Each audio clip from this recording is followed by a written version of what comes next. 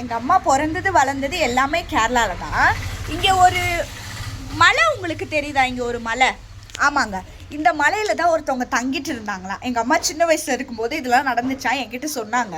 அப்படி தங்கிட்டு இருக்கும்போது எல்லாரும் சொன்னாங்களா, சீக்கிரம் அந்த இடத்த விட்டு வெளில வந்துருங்க, ஏன்னா மழை பெய்ய பெய்ய மணலெல்லாம் சறுக்க ஆரம்பிச்சிச்சு, அதனால் உங்கள் வீடு அழிஞ்சு போயிட போது, அதுக்குள்ளே ஓடி வந்துருங்க அப்படி சொன்னாங்களா. அவங்களும் ஆமாம் ஆமாம் அப்படின்னு சொல்லிட்டு வரும்போது அந்த வீடு அப்படியே மணலெல்லாம் கீழே சரிஞ்சு கல்லெல்லாம் புரண்டி அந்த வீடு நாசமாக போயிடுச்சான். அப்போ நான் ஒன்று யோசித்தேன், அவங்க வீடு கட்டினதெல்லாம் தப்பு இல்லை, அவ்வளோ காசு கொடுத்து அழகாக வீடு கட்டினாங்க, அதெல்லாம் தப்பு கிடையாது. ஆனால் எங்கே கட்டியிருந்தாங்க பார்த்தீங்களா, அதுதான் தப்பு.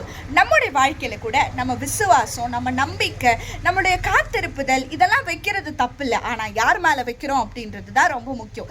எரேமியா 17:7 இப்படி சொல்லுகிறது, கர்த்தர் மேல் தன் நம்பிக்கை வைத்து கர்த்தரையே தன் நம்பிக்கையாய் கொண்டிருக்கிற மனுஷன் பாக்கியவான் சொல்லியிருக்கு. உங்களோட நம்பிக்கை விசுவாசம் எப்பவுமே சரிஞ்சு போகக்கூடாது. நான் வச்சிருந்த நம்பிக்கை என்னை எப்பவுமே ஜெயிக்க வைக்கணும் அப்படின்னா நீங்க ஆண்டவர் மேல வைங்க. அது என்ன மழை வந்தாலும் சரி, சரிஞ்சே போவாதுங்க. அதனால வீடு கட்டுறது முக்கியம் இல்லை, எங்க கட்டுறோன்றது தான் முக்கியம்.